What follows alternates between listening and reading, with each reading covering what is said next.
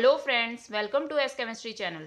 Today we will study our second unit solutions and our topics are solution, types of solution, then we study about percentage, molarity, molality, strength, normality, mole fraction, mass fraction and parts per million with numericals. Let's start.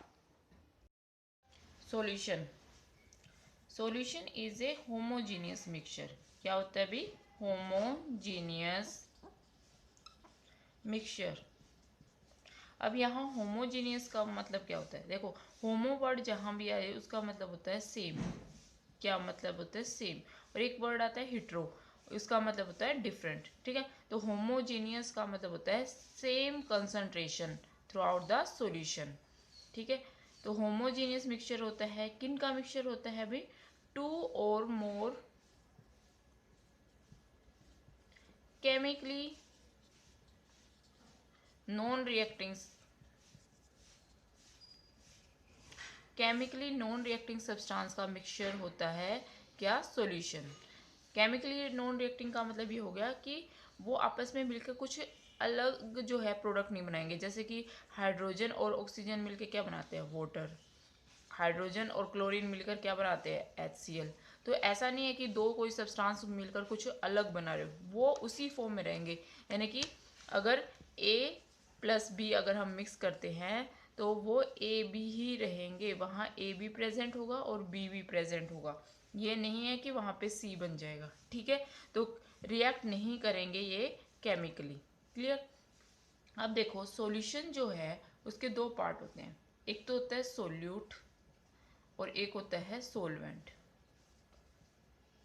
ठीक है, देखो एक example लेते हैं. जैसे कि अगर हमने वाटर ले लिया भाई, ठीक है, अब हम इसमें क्या ऐड कर रहे हैं? शुगर ऐड कर रहे हैं और इसको डिजोल्व कर दिया हमने. क्या बन गया भाई? ये शुगर सॉल्यूशन. क्लियर. अब देखो, आपने देखा होगा इसको अच्छे से मिक्स कर दिया जब हमने, तो ये थोड़ी है कि ऊपर तो ज़्यादा स्वीटनेस होगी जब और नीचे कम स्वीटनेस होगी. शुगर की जो है कंसंट्रेशन जो है थ्रू आउट द सॉल्यूशन क्या रहेगी? सेम रहेगी, है ना. तो यहाँ पर ये क्या बन गया? सॉल्यूशन. क्लियर. अब यहाँ पर जो सोल्यूट है वो क्या है? That is sugar. शुगर क्या है? सोल्यूट. और वाटर क्या है? सोलवेंट. अब क्या क्लियर हुआ इससे कि जो लेजर अमाउंट में प्रेजेंट होता है वो तो होता है सोल्यूट, और जो लार्जर अमाउंट में होता है वो सोलवेंट. यानी कि जिसके अंदर हम डिजोल्व करते हैं वो तो हमारा सॉल्यूशन होता है, सॉरी सोलवेंट होता है, और जिसे हम डिजोल्व करते हैं वो क्या होता है? हमारा सोल्यूट. तो कैसे करेंगे डिफाइन सॉल्यूशन को? It is a homogeneous mixture of two और more chemically non reacting substances. जैसे कि शुगर सॉल्यूशन हुआ, साल्ट सॉल्यूशन हुआ, है ना. सिंपल से सिंपल एग्जांपल है, आगे और फर्दर हम एग्जांपल देखेंगे अभी. तो सोल्यूट को कैसे डिफाइन करेंगे? Component of solution which is present in larger amount. ठीक है, जो कम अमाउंट में प्रेजेंट होता है सॉल्यूशन में वो क्या होता है? सोल्यूट. जैसे कि शुगर सॉल्यूशन के अंदर शुगर क्या है? सोल्यूट.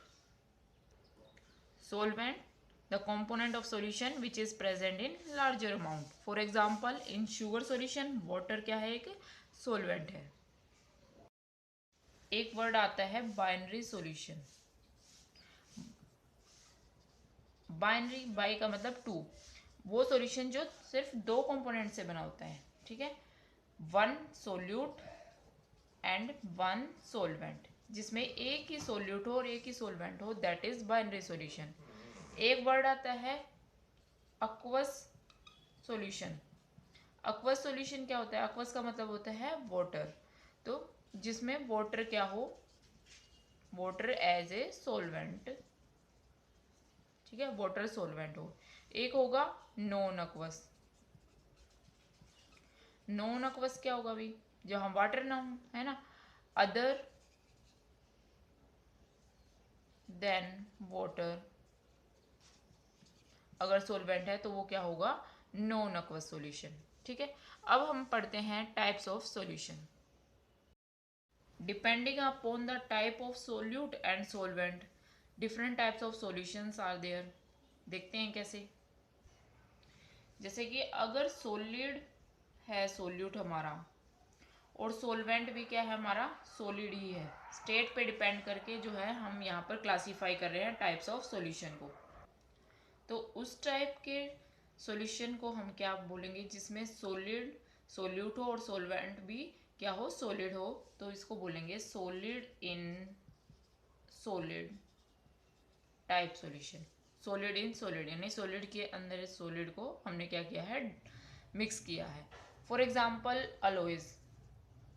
अलॉयज क्या होते हैं भाई, मिक्सचर ऑफ टू और मोर मेटल्स, है ना, जैसे कि ब्रास है, जर्मन सिल्वर है, कैरेट 22 कैरेट गोल्ड बोल देते हैं जिसमें हम, तो यहाँ पर भी क्या होता है, ये मिक्सचर होते हैं, ब्रास, जर्मन सिल्वर।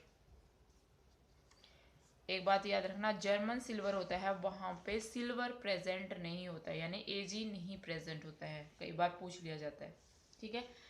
नेक्स्ट है सॉलिड सोल्यूट हो लेकिन सोलवेंट क्या हो, लिक्विड, यानी कि सॉलिड इन लिक्विड, तो इसको क्या बोलेंगे, solid in liquid type solution, ठीक है। जैसे कि फॉर एग्जांपल, ये तो कोई भी एग्जांपल आप देख सकते हो जो हम डेली यूज में देखते हैं, जैसे शुगर सॉल्यूशन हुआ, ठीक है, शुगर को किस में डिजोल्व किया है, वाटर में, तो वाटर क्या हो गया यहाँ पे, सोलवेंट, और शुगर क्या हो गया, सोल्यूट, तो शुगर सॉल्यूशन, साल्ट सॉल्यूशन, है ना। और भी हम जैसे कि ग्लूकोज मिक्स करते हैं, ठीक है, तो ये होगी। थर्ड, सॉलिड ही हमने सोल्यूट रखा है, सोलवेंट क्या है, हम गैस ले लें, सॉलिड इन गैस, क्या बन जाएगा भाई, ये solid in gas type solution. For example बताओ भी, एग्जांपल किस तरह के होंगे, देखो अपने आसपास देखो, सॉलिड कहाँ होती है, गैस के, गैस कहाँ है, ऊपर, है ना, तो वहां पर सॉलिड इन गैस टाइप का सॉल्यूशन का एग्जांपल है, डस्ट होती है ना भी, स्टॉर्म्स आते हैं, डस्ट होती है वहां पर, धूल मिट्टी आती है ना, उसके आपकी एयर के अंदर होती है, तो डस्ट हो गई आपकी एक तरह से सॉलिड इन गैस, ठीक है। और जो हम लेबोरेटरी वगैरह में करते हैं, जैसे कि आयोडीन वेपर्स होती हैं, आयोडीन वेपर्स इन एयर, ठीक है, कैम्फर है इन नाइट्रोजन गैस, ये क्या है, सॉलिड इन गैस टाइप के सॉल्यूशन, ठीक है। अब ये सॉलिड वाले तो हो गए, अब हम लिक्विड ले लेते हैं, क्या ले लेते हैं, लिक्विड। तो लिक्विड हमने ले लिया सोल्यूट, और सोलवेंट क्या ले लें, पहले सॉलिड ले लेते हैं, लिक्विड इन सॉलिड टाइप, ठीक है। तो इसको क्या बोलेंगे, लिक्विड इन सॉलिड। एग्जाम्पल बताओ भी, डेली यूज में भी आपने देखा होगा, देखो जो कई बार बारिश वगैरह होती है तो सीलन सी हो जाती है ना, जैसे कोई भी हम साल्ट है जैसे, उसको आप थोड़ा सा ओपन छोड़ दो तो वो सीलन सीलन सी आ जाती है ना, इस टाइप से। या कोई हमारे और सब्सटेंसेस होते हैं जिनको हम क्या है, उसमें बारिश के मौसम में अगर हमने खुला छोड़ दिया, उनमें नमी चली गई, तो वो क्या होती हैं, लिक्विड इन सॉलिड टाइप के सॉल्यूशन बन जाते हैं। तो हाइड्रेटेड साल्ट, नमी वाला जो है वहाँ पे क्या है, साल्ट तो सॉलिड स्टेट है ना, वो ज़्यादा है और नमी जो है वो कम है, ठीक है। लेकिन ये तो नहीं है ना कि जो वाटर आया, नमी आई, वो एक साइड में ही ज़्यादा होंगे या कहीं कम होंगे, है ना, जो थ्रू आउट द सॉल्यूशन वो आपका हाइड्रेट हो जाएगा, तो हाइड्रेटेड साल्ट हो गया। देन अब लिक्विड इन सॉलिड हो गया, अब हम लेंगे liquid in liquid, liquid in liquid, liquid, liquid in liquid के एग्जांपल बताओ भाई। भाई जो दूध वाला है आपका, वाटर मिला देता है दूध में भी, है ना, तो ऐड कर दो वाटर मिल्क के अंदर, तो वो क्या हो जाएगा, लिक्विड इन लिक्विड मिक्स हो जाएगा भी, पता तो नहीं चलेगा ना, वाटर को आपको दिखेगा थोड़ी कि वाटर मिलाया हुआ इतना ज़्यादा, है ना। तो और क्या बता सकते हैं, जैसे इथेनॉल है इन वाटर, ठीक है, ये भी लिख ही लो भी, sorry, water in milk, water in milk daily use का है, इसलिए आपको याद भी रह जाएगा, मान लो कभी भूल जाओ, कोई एग्जांपल याद नहीं आ रहा है तो डेली यूज़ के आप जो है कंपेयर करके लिख सकते हो, ठीक है। अब हो गया भाई लिक्विड, लिक्विड सॉलिड में और लिक्विड में। अब लिक्विड का किस में करेंगे भाई हम, गैस के अंदर। तो liquid in gas, liquid in gas का कोई एग्जांपल बताओ भाई। देखो ह्यूमिडिटी होती है ना, बारिश के दिनों में क्या होता है, ह्यूमिडिटी हो जाती है घर में, ऐसे सीलन सीलन सी ऐसे फील होती है। तो वहाँ क्या होता है, वो नमी आ जाती है ना, वाटर जो होता है, वाटर वेपर्स प्रेजेंट होते हैं हमारे एनवायरनमेंट में, तो वो लिक्विड इन गैस टाइप का हो आपका सॉल्यूशन बन जाएगा। क्या बन जाएगा, लिक्विड इन गैस। नेक्स्ट लेते हैं भाई हम गैस ले लेते हैं यहाँ पे, और सोलवेंट क्या लेंगे, पहले हम ले लेते हैं सॉलिड, ठीक है। तो किस टाइप का हो जाएगा, गैस इन सॉलिड। अब गैस देखो यहाँ पर कम अमाउंट में प्रेजेंट है, सॉलिड ज़्यादा है, ठीक है। तो गैस इन सॉलिड, कोई एग्जांपल बताओ भी जो आपके डेली यूज़ में हो। आपने कभी भी फोम देखा होगा, फोम होता है ना, स्पंज जिसे हम बोलते हैं। तो उसमें देखो स्पंज को आपने कभी भी ऐसे है ना हैंड में लेके उसको जो है आप प्रेस करके देखो, तो वो क्या हो जाता है, सिकुड़ जाता है एक तरह से। तो वहाँ पे वो सिकुड़ा क्यों है, तो सॉलिड ना स्पंज, तो वो क्या है, इसलिए आपका क्या हुआ, प्रेस हो गया कि उसके अंदर क्या थी, एयर वो निकल गई। तो और फिर वापस छोड़ दोगे तो वापस उसके अंदर एयर आ जाएगी, तो वो गैस इन सॉलिड टाइप का होता है। और दूसरे कोई एग्जांपल जैसे कि जो हमारे मिनरल्स होते हैं ना उनमें गैस प्रेजेंट होती है, जैसे कि हाइड्रोजन इन पैलेडियम, पैलेडियम जो मेटल होता है उसके ऊपर हाइड्रोजन गैस अटैच्ड होती है वहाँ पे, तो वो गैस इन सॉलिड टाइप के एग्जांपल हो गए। नेक्स्ट है भाई gas in liquid, gas in liquid. यहाँ पर गैस सोल्यूट हो गया और सोलवेंट क्या हो गया, लिक्विड। इसका एग्जांपल तो आप इजीली बता दोगे ना, कोल्ड ड्रिंक, कोल्ड ड्रिंक्स आप पीते हो है ना, पीनी तो नहीं चाहिए। तो कोल्ड ड्रिंक्स में क्या होता है, CO2 जो गैस होती है वो डिजोल्व की जाती है। और देखो हम क्या करते हैं, हम रिलीज करते हैं CO2, और कोल्ड ड्रिंक में क्या मिक्स है, CO2, वही हम क्या कर रहे हैं, पी रहे हैं भाई, अपोजिट कर रहे हैं, हमारे बॉडी के खिलाफ काम कर रहे हैं हम। तो अपने कोल्ड ड्रिंक वगैरह छोड़ के लेमन वाटर पियो, ठीक है। तो next gas in gas, gas को गैस में ही डिजोल्व किया गया, तो गैस इन गैस टाइप का मिक्सचर। ये भी आपका जैसे एयर है, एयर में क्या है, डिफरेंट गैसेस प्रेजेंट होती है ना भाई।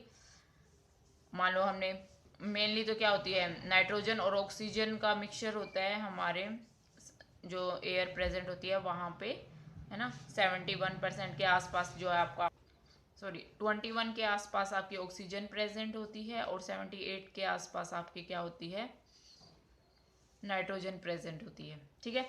तो ये हो गया एग्जाम्पल, एयर जो है हमारा एग्जाम्पल है किसका, गैस इन गैस टाइप का। अब देखते हैं हम कि कंसंट्रेशन है सॉल्यूशन की, उनको किस तरह से एक्सप्रेस किया जाता है। तो उसमें हम पहले करते हैं परसेंटेज, बहुत इजी है परसेंटेज, अपने मार्क्स की परसेंटेज निकालते हो आप, है ना। तो यहाँ पे भी हमने सॉल्यूशन की क्या निकालनी है, परसेंटेज निकालनी है। जैसे अगर हम निकालते हैं मास परसेंटेज निकालते हैं, वेट इन वेट परसेंटेज बोल देते हैं कई बार। तो यहाँ पर देखो जो भी कंपोनेंट है उसको भी हमने वेट में उसका भी मास लेना है, और जो सॉल्यूशन है उसका भी मास लेना है, ठीक है। तो कैसे निकालेंगे, मास ऑफ कंपोनेंट, जिस भी कंपोनेंट का निकालना है आपने परसेंटेज, चाहे वो सोल्यूट की निकालनी है या सोलवेंट की, component divided by total mass, total mass of solution into में 100। जैसे marks obtain by total marks into 100 करते हैं परसेंटेज निकालने के लिए। तो यहाँ मास परसेंटेज की निकाल रहे हैं हम, किसी भी कंपोनेंट की निकाल रहे हैं, चाहे वो सोल्यूट हो या सोलवेंट हो, ठीक है। तो वहाँ पे हम क्या लेंगे, वेट इन वेट टाइप बोल देते हैं इसको। तो वहाँ पे मास लेंगे हम, यहाँ पर वेट लेंगे, mass of component divided by total mass, clear. तो वो हो गई मास इन मास या वेट इन वेट परसेंटेज, क्लियर। अब देखो एक होते हैं वॉल्यूम इन वेट परसेंटेज, ठीक है, क्या बोलते हैं इसको, volume percentage, volume percentage of component. तो कैसे निकालेंगे भाई वॉल्यूम परसेंटेज? वॉल्यूम बोल दिया तो वॉल्यूम लेंगे हम, volume of component divided by क्या लेंगे भाई, टोटल वॉल्यूम किसका, सॉल्यूशन का, इनटू में 100। क्लियर? तो ये हो गया, sorry, volume in volume, volume of in volume है, वॉल्यूम ही हमने कंपोनेंट का लेना है, वॉल्यूम ही हमने किसका लेना है, सॉल्यूशन का लेना है। नेक्स्ट है mass by volume percentage of component. कैसे निकालेंगे भाई, मास ऊपर वॉल्यूम नीचे, तो क्या होगा, mass of component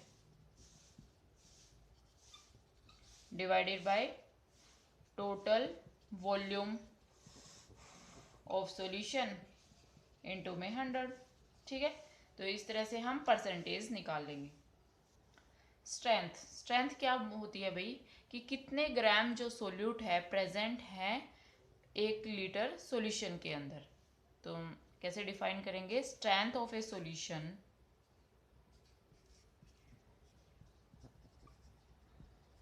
is the amount of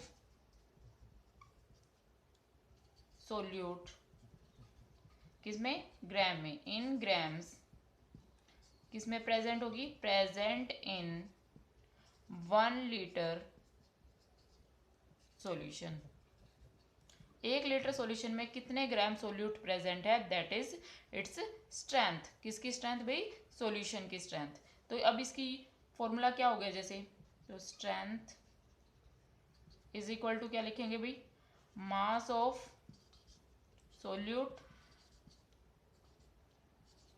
in gram divided by volume of solution in litre. ठीक है, ये हो गया आपका स्ट्रेंथ का फॉर्मूला।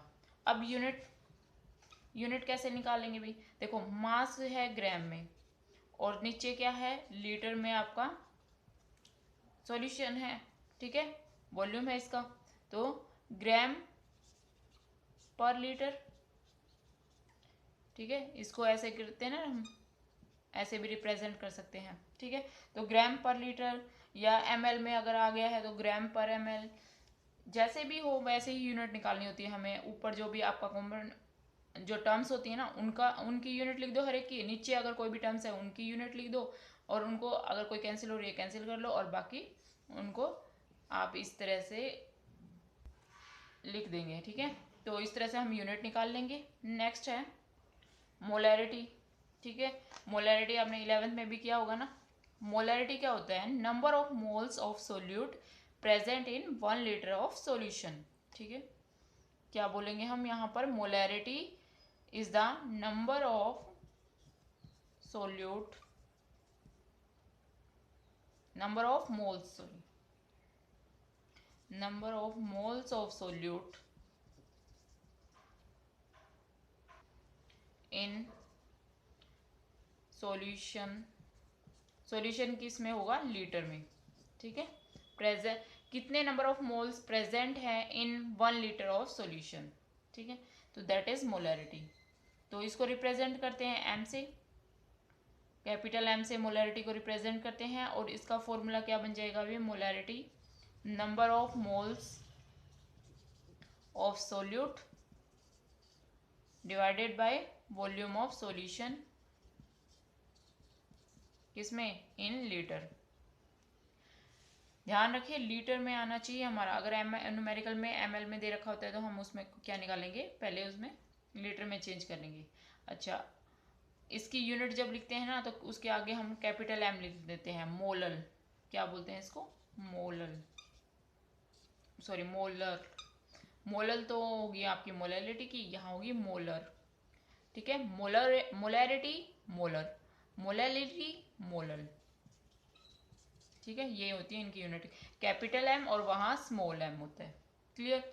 तो कैपिटल M इस तरह लिख दिया। अगर मान लो आपको दे रखा हो 3.8 कुछ मोलल ऐसे दे रखा है, कैपिटल M लिख रखा है, इसका मतलब ये क्या दे रखी है, उसकी मोलैरिटी दे रखी है। Now molality, molality small m से रिप्रेजेंट करते हैं। इसमें क्या होगा, कितना सोल्यूट जो है आपका प्रेजेंट है इन 1000 ग्राम ऑफ या 1 kg of solvent. 1 kg solvent में कितना सोल्यूट प्रेजेंट है, कितने उसके सोल्यूट के मोल्स प्रेजेंट है, दैट इज मोलैलिटी। वहाँ पर मोलैलिटी में क्या होता है, सॉल्यूशन, 1 लीटर सॉल्यूशन में कितना सोल्यूट प्रेजेंट है, कितने उसके मोल्स प्रेजेंट है। और मोलैलिटी में क्या होता है, कितने सोल्यूट के मोल्स प्रेजेंट है किसमें, आपके 1 kg सोलवेंट के अंदर, ये डिफरेंस होता है। तो यहाँ पर मोलैलिटी क्या होगी, moles of solute present in mass of solvent in kg। ठीक है, यूनिट क्या होंगी भाई, कैसे निकालेंगे यूनिट, देखो मोल्स में आ गया आपके यहाँ पर मोल्स हो गए और नीचे क्या हो गया, kg हो गया, तो मोल पर kg है ना, ये हो जाएगी यूनिट। वैसे आपकी कुछ भी लिख रखा हो जैसे 7.6 मोलल, स्मॉल m लिखा हुआ है, इसका मतलब वहाँ पे क्या दे रखी है, उसकी मोलैलिटी दे रखी है। क्लियर, तो मोलल होती है मोलैलिटी की यूनिट और मोलैरिटी की मोलर। नॉर्मेलिटी, अब देखो नॉर्मेलिटी और मोलैरिटी बोलने में एक जैसे सी लगती है ना, तो कुछ ज़्यादा कुछ फर्क नहीं है। नॉर्मेलिटी क्या होती है, number of grams equivalent of solute present in 1 litre of solution, volume of solution in litre. 1 litre solution के अंदर कितने ग्राम इक्विवेलेंट जो है सोल्यूट के प्रेजेंट हैं, दैट इज नॉर्मेलिटी। अब ये ग्राम इक्विवेलेंट क्या होता है, ग्राम इक्विवेलेंट का मतलब ये हुआ, अगर हम इक्विवेलेंट जो मास होता है उसको ग्राम में ले लें तो उसको ग्राम इक्विवेलेंट कहते हैं।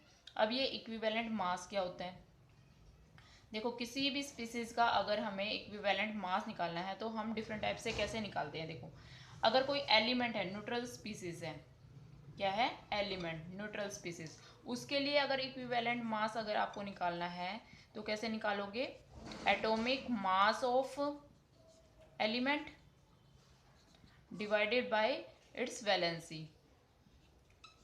ठीक है, वैलेंसी से हम डिवाइड कर देंगे उसके मास को।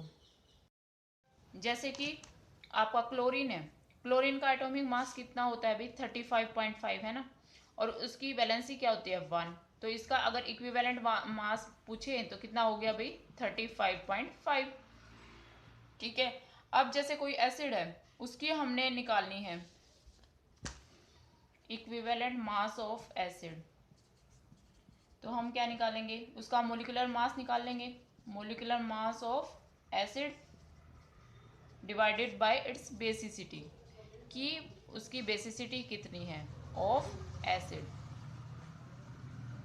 अब मोलिकुलर मास का मतलब जैसे कि H2SO4 है, सल्फ्यूरिक एसिड है, हाइड्रोजन कितने हो गए भाई 2, सल्फर का कितना होता है 32, ऑक्सीजन का कितना होता है भाई 16, कितने हैं 4।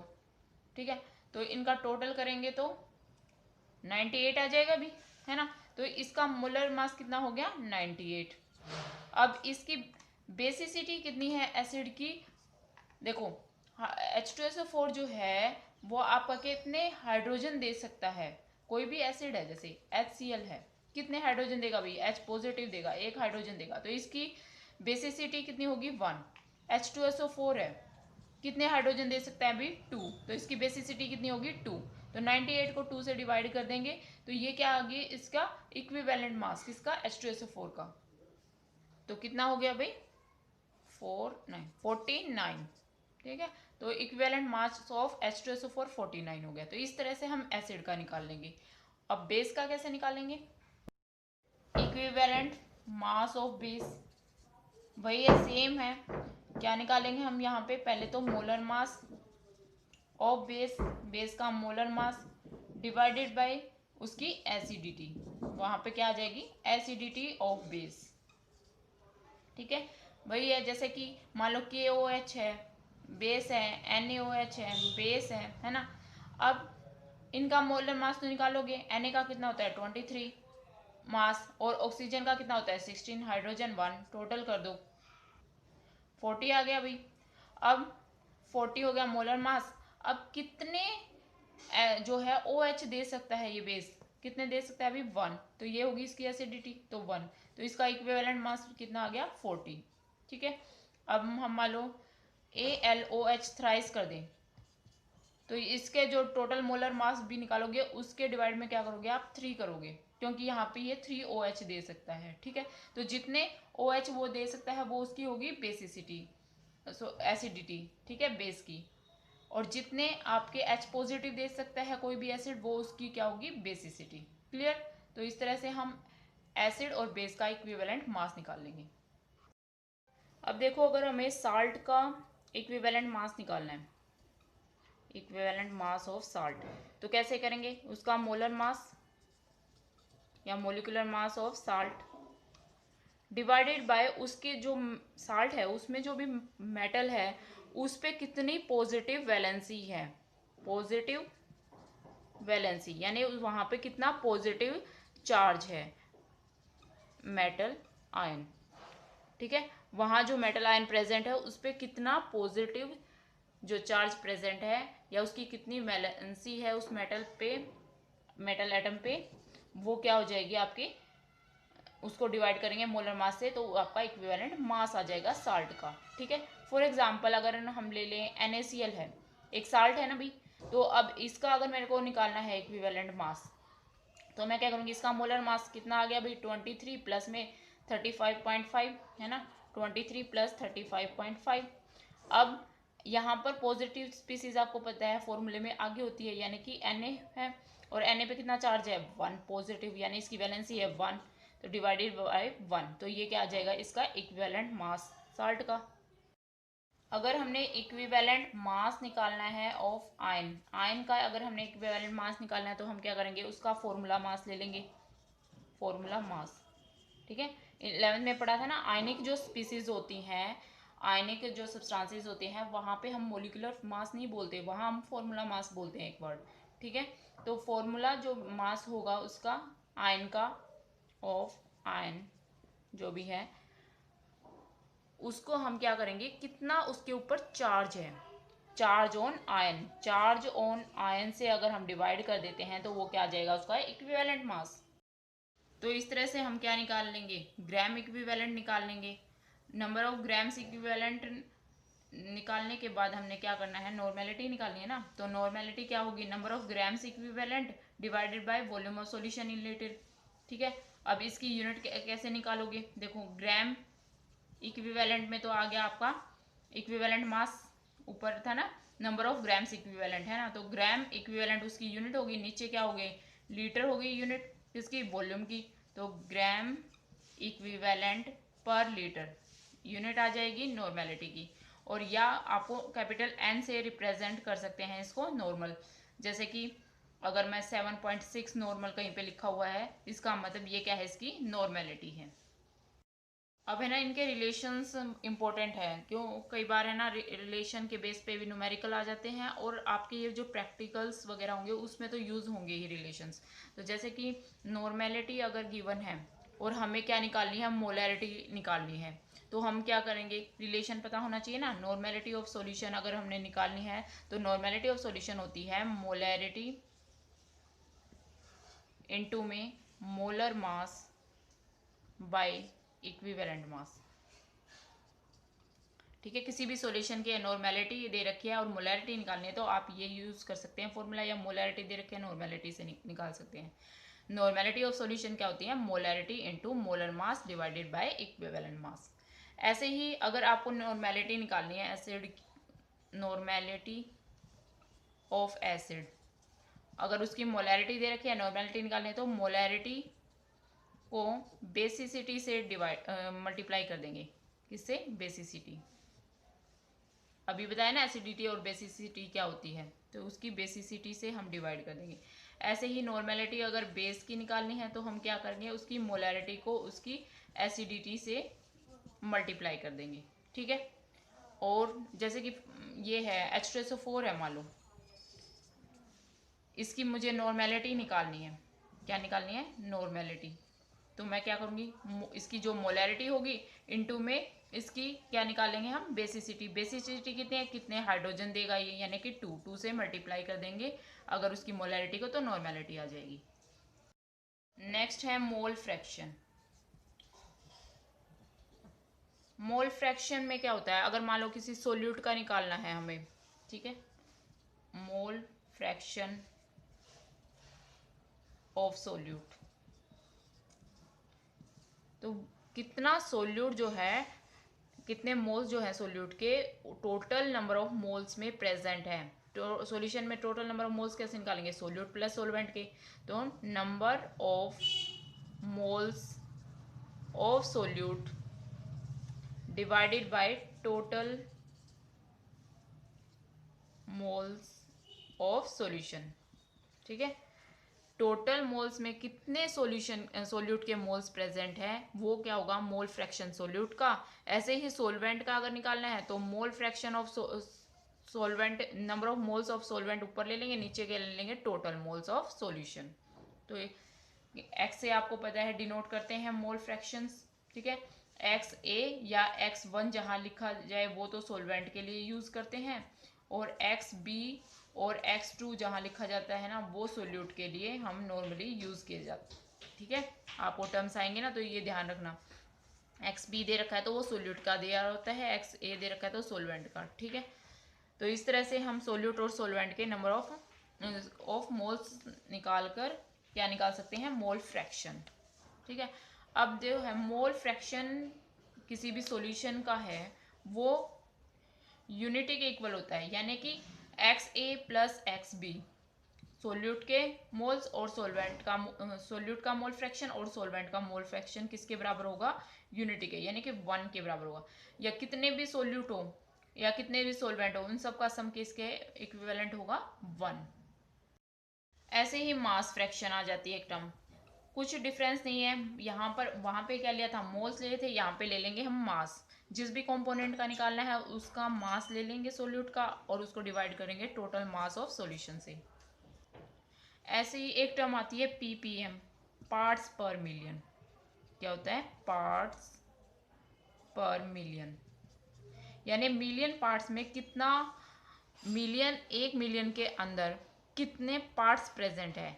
यानी कि आप कह सकते हैं, मान लो अगर मुझे पीपीएम निकालना है सोल्यूट का, तो सॉल्यूशन जो है वो क्या लूँ मैं, 1 मिलियन। 1 मिलियन सॉल्यूशन के पार्ट्स के अंदर कितना सोल्यूट का पार्ट है, कितना सोल्यूट का मास है, दैट इज पार्ट्स पर मिलियन। तो कैसे हम लिख सकते हैं, पीपीएम अगर मुझे निकालना है, मान लो एक कंपोनेंट का निकालना है, तो क्या कहूँगी मैं, mass of A divided by mass of solution into में 10⁻⁶। 1 मिलियन में 10⁻⁶ होते हैं ना, तो 10⁻⁶। तो इस तरह से पीपीएम निकल जाएगा, ठीक है। ऐसे ही पार्ट्स पर बिलियन होता है, तो उसमें भी क्या होगा, बिलियन में निकालो 10⁸ आ जाएगा, ठीक है। Mass of A component divided by mass of solution into 10⁻⁶ किया तो मिलियंस आ गया, 8 किया तो बिलियंस आ गया। क्लियर। नाउ नॉर्मेलिटी इक्वेशन, ये जो है आपके प्रैक्टिकल्स में ज़्यादा यूज़ होती हैं, ठीक है। वहाँ पे आपको 2 सॉल्यूशन दे देंगे, एक की आपको नॉर्मेलिटी बता दी जाएगी, दूसरे की निकालनी पड़ेगी। तो वो कैसे निकालेंगे, n1v1 इज इक्वल टू होता है n2v2, ठीक है। तो एक की नॉर्मेलिटी मान लो आपने को पता है, n1 पता है और v1 भी पता है, v2 भी पता है, नॉर्मेलिटी n2 निकाल सकते हो, ठीक है। ऐसे ही अगर मोलैरिटी दे दी जाए तो मोलैरिटी से दूसरे की मोलैरिटी भी निकाल सकते हो, m1v1 is equal to m2v2, ठीक है।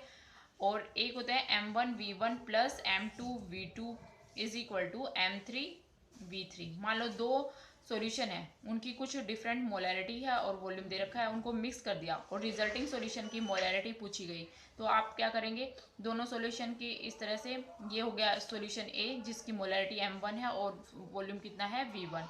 ऐसे ही दूसरा सॉल्यूशन है जिसकी मोलैरिटी m2 है, वॉल्यूम v2 है, तो इनको क्या कर देंगे, ऐड कर देंगे, तो उसका रिजल्टिंग जो मोलैरिटी, जो टोटल वॉल्यूम बनेगा v3 बनेगा, और मोलैरिटी हम निकाल लेंगे इस इक्वेशन से। तो ये आपके न्यूमेरिकल्स में आपके यूज होने वाले हैं। अब इनके न्यूमेरिकल्स वैसे तो आपने 11th में किए ही होंगे, लेकिन फिर भी हम यहाँ पर इनके कुछ न्यूमेरिकल्स करेंगे, उनकी प्रैक्टिस हम नेक्स्ट लेक्चर में करेंगे, ठीक है। इसी तरह आप पढ़ते रहिए, मुस्कुराते रहिए। Thank you very much.